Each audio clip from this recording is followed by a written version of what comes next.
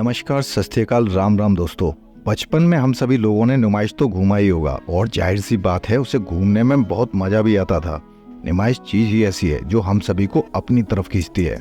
क्या आपने कभी जानने की कोशिश की है कि नुमाइश में किए जाने वाले बिजनेस कितना मुनाफा करते होंगे, या फिर कहें कि वहाँ पर लोग कितना कमा लेते होंगे।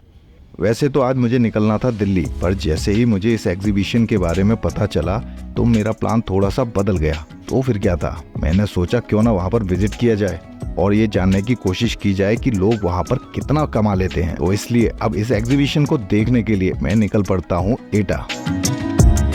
इस एग्जीबिशन को विजिट करने में मेरी क्यूरियोसिटी ये जानने की थी कि कौन सा बिजनेस यहाँ पर सक्सेसफुली चल रहा है और कौन सा लॉस में।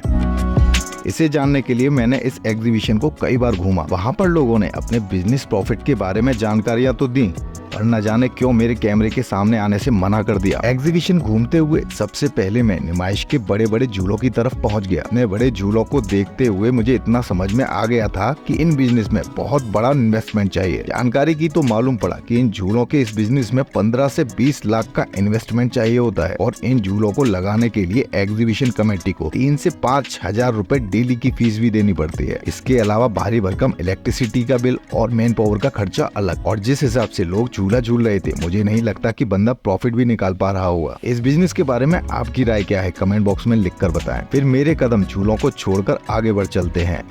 इस एग्जीबिशन में बहुत कुछ खास तो नहीं दिख रहा, बस वही सब ट्रेडिशनल शॉप्स हैं। फिर घूमते घूमते मेरी नजर पड़ती है फूड बिजनेस की तरफ, जो शायद इस एग्जीबिशन का सबसे ज्यादा प्रॉफिट देने वाला बिजनेस होगा। इस एग्जीबिशन में खाने पीने की शॉप को लगाने का चार्ज 200 से 8,000 रुपए पर डे के हिसाब से होता है और इस बिजनेस में प्रॉफिट मार्जिन 50 से 60% रहता है। इसलिए मैं ये कहूँगा कि इस बिजनेस को सक्सेसफुल होने का रेशियो 70 से 80% रहेगा। और फिर मैं इस एग्जीबिशन में एक ऐसे बंदे से मिला जो मेरी नज़र में सबसे अच्छा प्रॉफिट कमा रहा था, क्योंकि उसका इन्वेस्टमेंट बहुत कम था। ये महाशय साइकिल पर पापड़ी चाट बेच रहे थे, जिसकी पर प्लेट की कीमत 20 रुपए थी।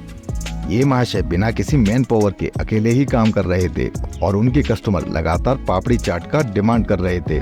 ऐसा नज़ारा किसी भी बिजनेसमैन के लिए बहुत सुखद होता है। मेरे तजुर्बे के हिसाब से इनका प्रॉफिट मार्जिन 10 रुपए पर प्लेट तो रहा ही होगा। इन महाशय ने बताया कि वो 200 से 250 प्लेट डेली बेच लेते हैं। तो भैया ये बंदा 2000 रुपए डेली कमा रहा है, वो भी बिना किसी हेडक के। इसके बाद हम फिर से आगे बढ़ लेते हैं और पाते हैं कि चाइनीज टॉय शॉप पर भी अच्छी खासी भीड़ लगी हुई थी। चाइनीज टॉयज के बारे में मुझे मालूम है कि इसमें मार्जिन 40% तक रहता है और फिर शॉप के ओनर ने बताया कि वो 4 से 5 हजार का बिजनेस डेली कर लेते हैं। इस हिसाब से वो 1800 से 2000 रुपए डेली कमा लेते हैं। कस्टमर फुटफॉल के हिसाब से इन शॉप पर कन्वर्जन रेट काफी कम था। इसका एक कारण ये भी था कि शायद लोग चाइनीज टॉयज पर अपना भरोसा कम दिखाते हैं। खैर कुछ भी हो, पर ये लोग इस बिजनेस में भी पैसा कमा रहे थे। इसके बाद मैंने अपने कदमों को बढ़ाया और पहुंच गया एक दाम वाली शॉप पर, जो एक लेडीज एक्सेसरीज की थी। हाई डिमांडिंग प्रोडक्ट होने की वजह से इनके पास कस्टमर से लेकर सेल दोनों ही अच्छे थे। इन लोगों की सेल के हिसाब से ये भी 2 से 2,500 रुपए का डेली मुनाफा लेकर जाते हैं। इसके बाद एग्जीबिशन में कुछ शॉप होम इंटीरियर की थी जो मुझे कुछ खास नहीं लगे और इसलिए मैंने उन्हें कवर भी नहीं किया। लेडीज एसेसरीज के साथ साथ मेल एसेसरीज की शॉप पर भी काफी ठीक ठाक भीड़ थी। यहाँ चश्मे बिक रहे थे। मेल एसेसरीज में भी 40 से 50% का प्रॉफिट मार्जिन होता है। शॉप के मालिक ने बताया कि उनका सेल 2,500 से 3,000 तक का हो जाता है और उस हिसाब से इनका प्रॉफिट मार्जिन 1500 से 1600 रुपए डेली निकलता है। वैसे इन सब बिजनेस में आपको कौन सा बिजनेस पोटेंशियल वाला लगा, कमेंट बॉक्स में लिखकर अपनी राय जरूर देना। आज के इस ब्लॉग को यहीं विराम देता हूँ। तब तक के लिए आप अपना ख्याल रखिए, मस्त रहिए।